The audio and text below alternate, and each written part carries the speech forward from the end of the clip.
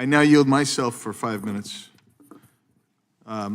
So the first thing I want to cover, and I appreciate, Mr. Jackson, I appreciate you being here and your testimony today. So as I listened to your testimony talking about post the all-time highs, I guess, of murders that took place during the COVID-19 era, I began thinking, I wonder what other independent variables went in that. Was there retrograde analysis done in that study, if there's been a study done at all? And were any of those other independent variables isolated?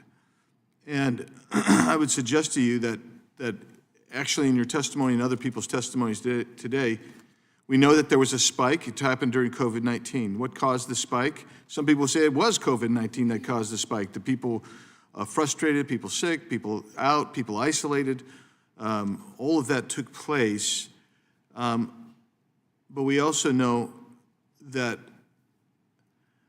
once that went away, I mean, I don't know that you can attribute it all necessarily to the legislation that I think my colleagues have.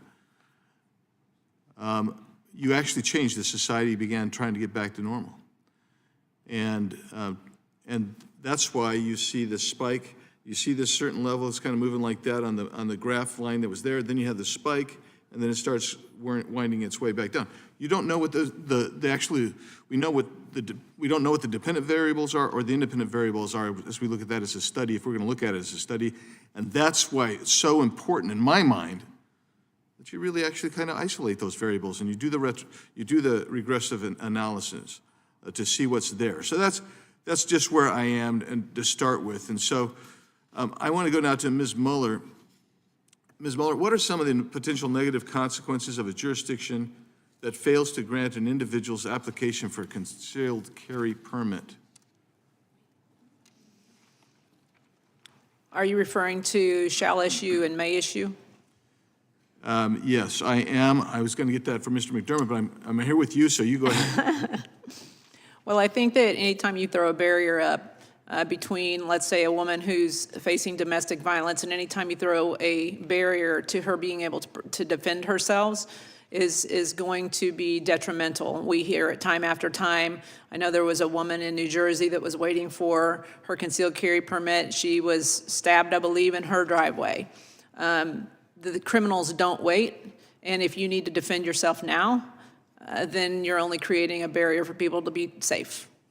And Ms. Mueller, you were a law enforcement officer for 22 years in Tulsa, right? Yes, sir. And so you encountered stressful situations as a law enforcement officer, right? Yes, sir. And did you ever encounter somebody who was a violent criminal? Yes, sir.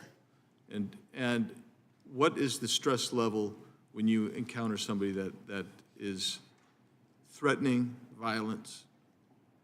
On a scale of 1 to 10? Yeah. I'm going to go 8 to 10. Yeah. Yeah. And, you know, we really need to keep that in mind as we talk about these things too. And so, Mr. McDermott, I want to talk to you. What's the difference between those may issue and shall issue jurisdictions with respect to the concealed carry permits? Well, obviously, that was addressed in Bruin, just the significance of may issue and the discretion that extends to the government, to local police sometimes, like in Illinois, it's ISP that makes a determination. And the fact that it shouldn't, it's often abused, and it certainly violates our Second Amendment. There are states such as Illinois that are considered shall issue states, and because of that and because of the ruling, there's, in my opinion, there's a misconception with respect to the fact that Bruin doesn't actually apply to Illinois. Illinois is a state which is shall issue. However, it has, when you look at the Concealed Carry Act, it has approximately 20 plus different ways in which they can go ahead and deny firearms to people. It's very discretionary. You can't get in touch with anybody. When you call to ask, you're never given a name. There's never a direct line. There's not an office that you can speak to somebody. It's basically an eyes behind the curtain type of situation. Somebody's deciding who gets the firearms, who doesn't. I know somebody that was arrested for having a FOID revoked. His FOID was revoked, his firearm owner's identification card, which is what's required in Illinois, for example. His FOID was revoked because he was charged with a felony. The prosecutor later reduced it down to a misdemeanor because the evidence didn't support the felony. He took a plea for supervision on a misdemeanor, which he would have never had his FOID lost as a result of. He later, because he didn't know that it was permanently revoked, was arrested and charged with having a revoked FOID, which is mandatory jail time or prison time in the state of Illinois. So it's being abused consistently. These may issue jurisdictions shouldn't exist, and that's what Bruin stands for.